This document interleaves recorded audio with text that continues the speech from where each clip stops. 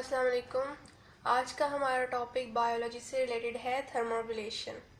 Thermoregulation को जानने से पहले, इसको समझने से पहले, इसकी सारी जो है प्लांट्स और एनिमल्स में इसकी क्या अडेप्टेशन है, सबसे पहले तो हमें इस लफ्ज़ का पता होना चाहिए।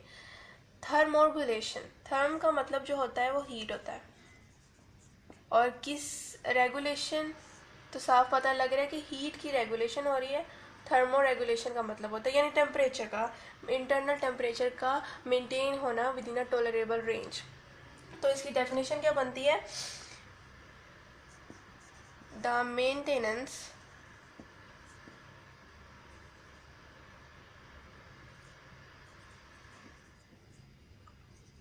Of internal temperature with in a tolerable range. ये डेफिनेशन है थर्मोरेगुलेशन की। अब थर्मोरेगुलेशन की वेरियस अडेप्टेशन है, प्लांट्स में अलग, एनिमल्स में अलग। अब हम वो देखते हैं।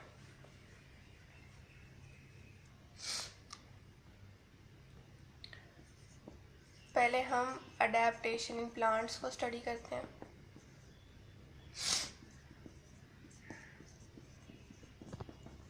इसकी भी मज़ीद दो कैटेगरीज हैं कि अडेप्टेशन प्लांट्स की जो है लो टेम्परेचर पे क्या होगी, किस तरह प्लांट जो है अपने आप को जो है वो सेफ रखेंगे, मेंटेन रखेंगे अपने स्ट्रक्चर को लो टेम्परेचर में, और दूसरा हाई टेम्परेचर पे। प्रॉब्लम्स क्या हो सकती हैं एट लो टेम्परेचर पे और हाई टेम्परेचर पे, और इनका सोल्यूशन क्या है, ये अडेप्टेशन क्या है इनकी, इनसे इन चीज़ों को कोप विद करने के लिए ये कैसी कैसी अडेप्टेशन अपने अंदर रखते हैं प्लांट्स, एबिलिटीज़ जो होती हैं वो हम स्टडीज़ करने लगे। इसमें हमने ये स्टडी करना है।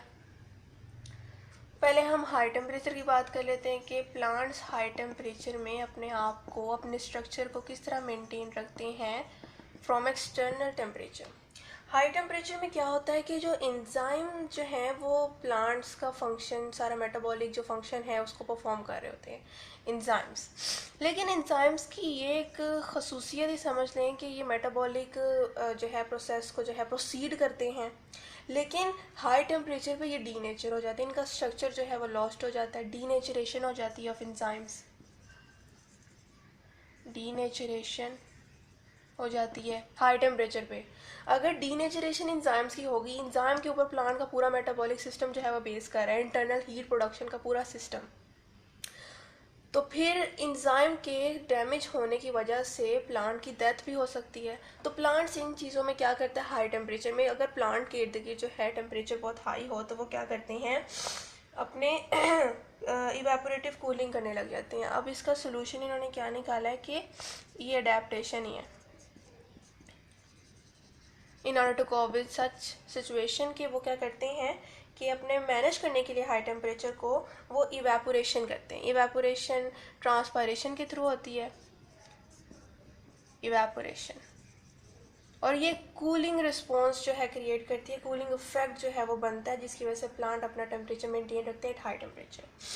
लेकिन यहाँ एक सवाल पैदा होता है कि हाई टेम्परेचर पे तो इन्होंने ये अडेप्टेशन कर ली, लेकिन अगर हॉट और ड्राई वेदर हो जिसमें वाटर की भी साथ डेफिशिएंसी हो जाए, तो फिर तो प्लांट को अपना वाटर बचाने के लिए प्लांट को अपने स्टोमेटा को क्लोज करना पड़ेगा, और फिर प्लांट अगर स्टोमेटा क्लोज कर देगा तो इवेपोरेशन फिर हो नहीं पाएगी।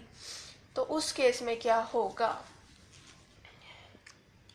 ड्राई वेदर में, ड्राई एंड हॉट वेदर, जिसमें ना सिर्फ जो है टेम्परेचर बढ़ेगा बल्कि वाटर की भी डेफिशिएंसी हो जाएगी,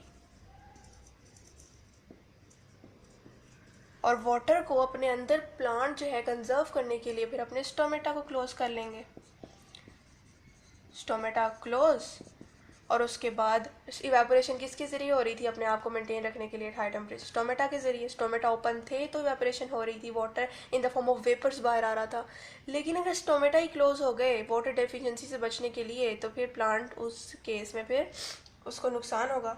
अब इसकी अडेप्टेशन क्या है कि बहुत से प्लांट जो हैं इस तरह के हीट स्ट्रेस में भी सर्वाइव कर देते हैं, और वो प्लांट्स कौन से होते हैं? टेम्परेट रीजन के होते हैं, गर्म इलाकों के होते हैं, plants of temperate regions.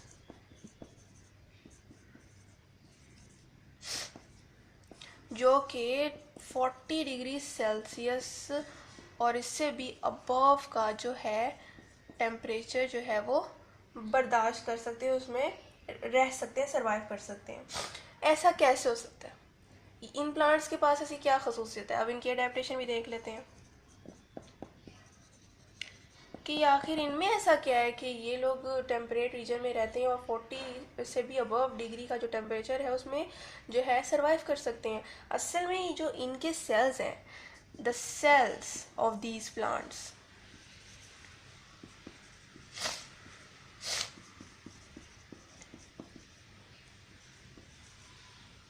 synthesize special proteins, special proteins बनाते हैं, और ये प्रोटीन्स क्या क्या कहलाती हैं? Heat shock proteins. ये प्रोटीन्स जो हैं हीट शॉक प्रोटीन्स कहलाती हैं, और ये प्लांट्स हैं इनके सेल ये बनाते हैं लार्ज अमाउंट में, और ये हीट शॉक प्रोटीन जो है प्लांट्स के एंजाइम्स और दूसरी प्रोटीन्स के साथ जो है उसको उनको कवर कर लेते हैं, जिसकी वजह से उनकी डीनेचरेशन नहीं होती, हायर टेम्परेचर में वो इस तरह सर्वाइव करते हैं। तो ये बहुत सक्सेसफुल अडेप्टेशन है इन प्लांट्स की in order to maintain their structure at high temperature. अब बात हम कर लेते हैं लो टेम्परेचर की, कि लो टेम्परेचर पे प्लांट्स कैसी अडेप्टेशन जो है वो यूज़ करते हैं। लो टेम्परेचर पे क्या होता है कि जो सेल है, प्लांट है ना, उसका ये सेल है।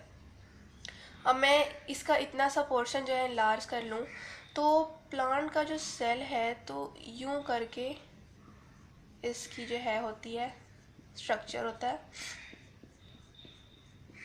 लिपिड बाइलेयर होती है, और उसके सरफेस में प्रोटीन्स जो हैं वो एम्बेड हुई होती हैं। ये ब्लैक जो मार्कर से शेडेड कलर से मैं बना रही हूँ, ये प्रोटीन्स एम्बेड हुई हैं। अच्छा जी, तो ये प्लांट का सेल है, एक मैंने लिया। अब क्या होता है कि लो टेम्परेचर यानी कि कोल्ड टेम्परेचर, उसमें क्या होता है कि ये जो अपर लेयर है ये लिपिड की बनी होती है, ये लिपिड की लेयर है। ये क्या करती है कि ये सेल मेम्ब्रेन जो है उसकी जो फ्लूइडिटी है वो क्या करती है कि लिपिड जो है वो लॉक्ड हो जाता है in the crystalline structures.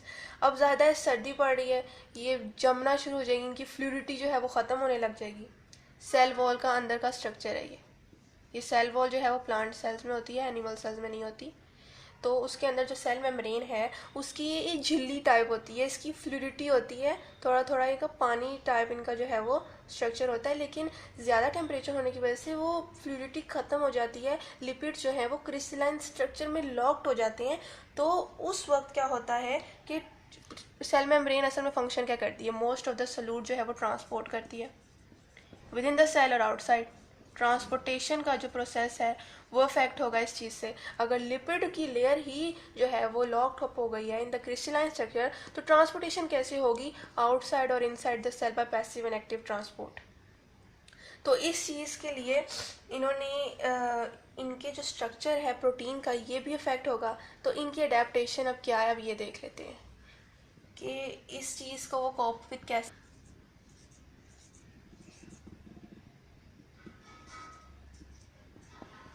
Adaptation अब देख लेते हैं कि आखिर कैसे, जब लिपिड की लेयर जो है वो फ्लूइडिटी उसकी ख़त्म हो जाएगी, लॉक्ड अप हो जाएगा इन द क्रिस्टलाइन स्ट्रक्चर, तो फिर कैसे ट्रांसपोर्ट होगी सोल्यूट की और दूसरे जो है वो कंपोनेंट्स की विद इन द सेल और आउटसाइड। तो क्या होगा कि प्लांट कैसे रिस्पॉन्ड करेगा इन कोल्ड स्ट्रेसेस, कि अपनी फैटी जो एसिड है, अनसैचुरेटेड फैटी एसिड की प्रोपोर्शन को बढ़ा देगा।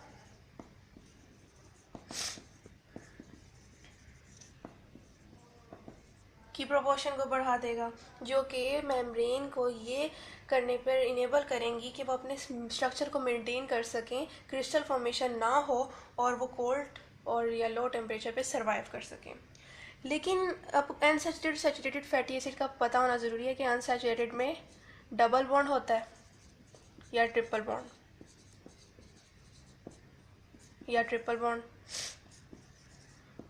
और जब जिन फैटी एसिड में डबल ट्रिपल बॉन्ड हो वो फ्लूइड टाइप होती हैं, ऑयल एट रूम टेम्परेचर कह सकते हैं। और अगर सैचुरेटेड की बात की जाए तो उसमें सिंगल बॉन्ड होते हैं, और सिंगल बॉन्ड जो हैं अगर उनमें होगा तो फिर वो थोड़ा घी जैसा होता है, घी टाइप, उस तरह का जो है वो बन जाएगा स्ट्रक्चर सारा। तो अब ये मैंने बता दिया आप लोगों को फैटी एसिड सैचुरेटेड अनसैचुरेटेड का। अब जाहिर है कि जब सैचुरेटेड अनसैचुरेटेड फैटी एसिड की जो है प्रोपोर्शन बढ़ जाएगी तो वो जो मेम्ब्रेन है, जो सेल की मेम्ब्रेन थी, वो अपना स्ट्रक्चर मेंटेन कर पाएगी, फ्लूइडिटी उसकी मेंटेन रहेगी। इसका असल में मकसद ये था कि मेंटेन रख सके अपनी fluidity in order to survive such conditions. लेकिन ये अडेप्टेशन जो है ये काफ़ी वक्त लेती है, जिसकी वजह से अगर लो टेम्परेचर या कोल्ड टेम्परेचर जो है वो रैपिड चिलिंग हो प्लांट्स में, तो ये बहुत डेंजरस होता है, क्योंकि प्लांट को वक्त चाहिए अपनी फ्लूइडिटी मेंटेन करने के लिए, कुछ अडेप्टेशंस जो हैं वो लेने के लिए। लेकिन अगर रैपिड चिलिंग हो गई तो फिर प्लांट उस केस में सर्वाइव नहीं कर पाएगा। लेकिन अगर ग्रेजुअल ड्रॉप हुआ टेम्परेचर के अंदर, एयर टेम्परेचर में अगर आहिस्ता आहिस्ता जो है वो ड्रॉप हुआ, तो फिर टेम्परेचर वो प्लांट के पास ये मौका होगा कि वो अपनी इस अडेप्टेशन को जो है वो मेंटेन कर सके, अपनी फ्लूइडिटी को इस अडेप्टेशन के थ्रू। ये तो हमने पढ़ लिया लो टेम्परेचर का। वो लो टेम्परेचर के साथ हमने हाई टेम्परेचर भी पढ़ लिया। लेकिन क्या करें जब फ्रीजिंग टेम्परेचर आ जाए फ्रीजिंग टेम्परेचर में किस तरह प्लांट सरवाइव करते हैं। फ्रीजिंग टेम्परेचर में क्या होता है, आइस क्रिस्टल फॉर्मेशन होने लग जाती है प्लांट्स के सेल के आउटसाइड भी और इनसाइड भी। लेकिन प्लांट का जो सेल है उसकी सेल वॉल जो है उसके बाहर अगर जो है उसकी हदूद में अगर क्रिस्टल्स बन रहे हैं तो उस चीज़ से प्लांट सरवाइव कर जाएगा, क्योंकि उसको इतना इफेक्ट नहीं पड़ेगा, क्योंकि वो बाहर हो रहा है क्रिस्टल फॉर्मेशन जो है। लेकिन अगर crystal formation within the cell होने लग गई तो वो तो फिर मेम्ब्रेन को, जो सेल वॉल के अंदर मेम्ब्रेन है उसके अंदर जो है वो एक तरह से सुराख कर देगी, और ऑर्गेनेलिज जो उसके अंदर डिफरेंट मौजूद हैं सेल के अंदर, उसको भी जो है नुकसान पहुंचाएगी, और उस कंडीशन में जो है प्लांट सरवाइव नहीं कर पाएगा और उनकी डेथ हो जाएगी।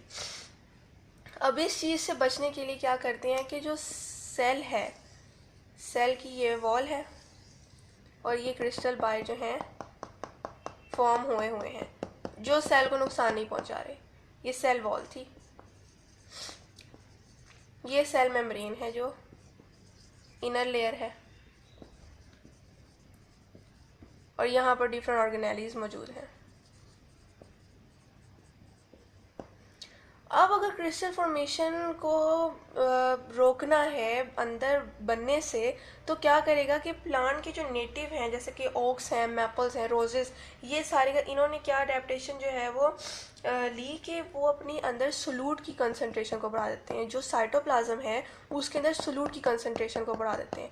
सोलूट की कंसंट्रेशन बढ़ने से वो जो अंदर फ्लूइड है वो साइटोप्लाज्म का वो ठंडा ज़रूर होगा, सुपर कूल होगा, लेकिन वहाँ पर आइस क्रिस्टल नहीं बनेंगे। जाहिर है सोलूट की कंसंट्रेशन क्या हो सकती है, सोलूट कौन कौन से अंदर जो है वो साइटोप्लाज्म के अंदर जो फ्लूइड है उसके अंदर बढ़ सकते हैं। ग्लिसरॉल जो है वो आ सकता है, फैटी एसिड्स, इस तरह के जो हैं वो कंपोनेंट्स जो हैं उनकी तादाद बढ़ जाएगी, और तादाद बढ़ने से सोलूट की क्या होगा, वो पानी जो फ्लूइड है साइटोप्लाज्म का, साइटोसोल का, वो ठंडा सुपर कूल होगा लेकिन जमेगा नहीं, और प्लांट उन कंडीशन में सर्वाइव कर जाएगा। अब ऐसा क्यों है कि सोलूट की फॉर्मेशन से कैसे हम रोक सकते हैं आइस क्रिस्टल फॉर्मेशन को। असल में मैं एग्जांपल दे देती हूँ आइसक्रीम की। आइसक्रीम के अंदर ज़ाहिर है सिर्फ दूध के साथ साथ क्रीम भी होती है, क्रीम होती है, शुगर होती है, डिफरेंट केमिकल्स अंदर डलते हैं, तो फ्लेवर्स भी डलते हैं, जिसकी वजह से उसको हम फ्रीज़र में रखते हैं तो वो बर्फ़ की तरह जमती नहीं है, ठंडी हो जाती है। उसी तरह इस साइटोसोल का हिसाब है कि सुपर कूल हो जाएगा, लेकिन जमेगा नहीं, इसके अंदर आइस की क्रिस्टल की फॉर्मेशन नहीं होगी। आउटसाइड बेशक हो जाए, आउटसाइड हो भी तो फ़र्क नहीं पड़ती, क्योंकि सेल वॉल जो है ये जो है मेंटेन रखती है स्ट्रक्चर को, और जो है अंदर सेल के मेम्ब्रेन को और डिफरेंट ऑर्गेनेलिस को जो है वो प्रोटेक्शन देती है इस तरह। तो इसीलिए अगर सेल वॉल के बाहर अगर क्रिस्टल की फॉर्मेशन हो जाए तो उस केस में प्लांट जो है वो सर्वाइव कर जाएंगे। तो ये थे डिफरेंट अडेप्टेशंस प्लांट्स की, सिर्फ लो टेम्परेचर पे, हाई टेम्परेचर पे और फ्रीजिंग टेम्परेचर पे, कि वो किस किस तरह क्या क्या मैकेनिज़म्स जो हैं वो अडेप्ट करते हैं ताकि वो इन सच कंडीशंस में जो हैं सरवाइव कर सके और कोप कर सके इन सच कंडीशंस को। तो मैं अब आपको नेक्स्ट लेक्चर में एनिमल्स की अडेप्टेशन बताऊंगी कि एनिमल्स हाई और लो टेम्परेचर में किस तरह सरवाइव करते हैं। फ़िलहाल सिर्फ प्लांट्स का रखा है। मुझे उम्मीद है कि आपको सारी अडेप्टेशन प्लांट्स की डिफरेंट टेम्परेचर जो है रेंज पर समझ आ गई होगी। आप मेरे चैनल को लाइक करें, शेयर करें, सब्सक्राइब करें, और मैं आपको मज़ीद इस तरह की यूज़फुल वीडियोस जो हैं वो अपलोड करती रहूँगी। आप बेल आइकन को क्लिक करें ताकि आपको नई आने वाली वीडियोस की नोटिफिकेशन मिलती रहे। शुक्रिया, अल्लाह हाफ़िज़।